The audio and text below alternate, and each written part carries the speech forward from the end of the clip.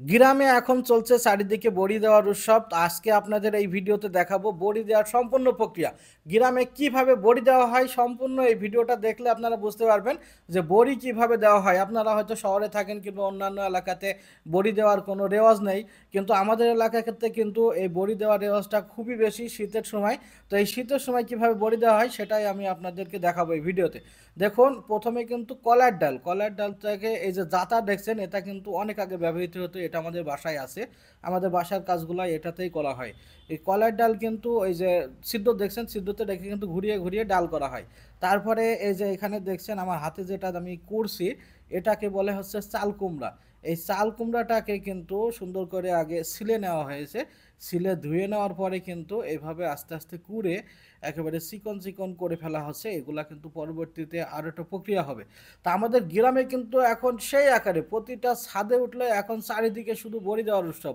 সকালে শুধু ছাদে উঠার দরকার, চারিদিকে শুধু বড়ি উৎসব আর বড়ি উৎসব, মানে চারিদিকে বড়ি দিচ্ছে। তারপরে ওই ডালগুলা আমি পানিতে ভিজিয়ে রেখেছিলাম। পানিতে ভিজিয়ে রাখার পরে দেখছেন এই যে ওর গায়ে যে খোসাগুলা থাকে কালো কালো, এখানে এখনো বোঝা যাচ্ছে।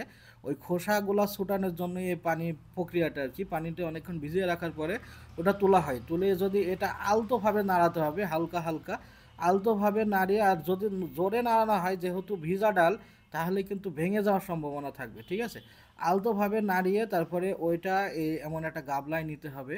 গামলায় নিয়ে এবার এখানে কিন্তু পানি ফেলতে হবে, হাত দিয়ে রাখতে হবে যেন ডাল না পড়ে যায়, দেখতে হবে, ঠিক আছে। এইভাবে কিন্তু প্রসেসটা করা হয়, দেখুন কত সুন্দর একটা প্রসেস।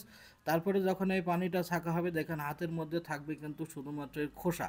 এই দেখেন এখন শুধু খোসা, এখন কিন্তু ডাল নেই। এই দেখেন, তারপরে এই সাইডে জমা হয়েছে এই কালো কালো খোসা। এই কালো কালো খোসা এভাবে কিন্তু অনবরত বারবার অনেকবার কিন্তু এই ধোয়ার প্রক্রিয়াটা চালাতে হবে। ধুয়ে ধুয়ে ধুয়ে ধুয়ে একেবারে পুরা ধপধপা, মানে সম্পূর্ণ ডাল এমন চকচকে ডাল হয়ে যাবে যখন, তখন কমপ্লিট হয়ে যাবে। আর এই যে সেই কুমড়াগুলা পানি যেন নিংড়িয়ে পড়ে এজন্য এমন একটা জায়গায় পাত্রে রাখা হয়েছে। আর ডালগুলো দেখেন কত সুন্দরভাবে ক্লিন করা হয়ে গেছে।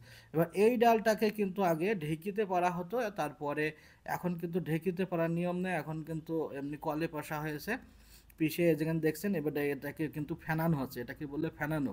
এটা কিন্তু হচ্ছে কলার ডাল আর ওই যে চাল কুমড়াটা দেখলেন, ওই চাল কুমড়া কিন্তু একটা মিশ্রণ, এটা ঠিক আছে, একসাথে পিষে নেওয়া হয়েছে।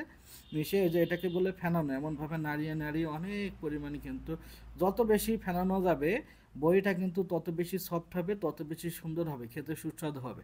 তারপরে বইটাকে দেখেন কত সুন্দরভাবে হাত দিয়ে বসাতে হচ্ছে। এটা কিন্তু রোদে প্রক্রিয়াটা করতে হয়। খুব সুন্দরভাবে দেখুন আমি বসাচ্ছি। আমি কিন্তু আজকেই প্রথম এটা ট্রাই করছি আপনাদের এটা দেখাবো বলে।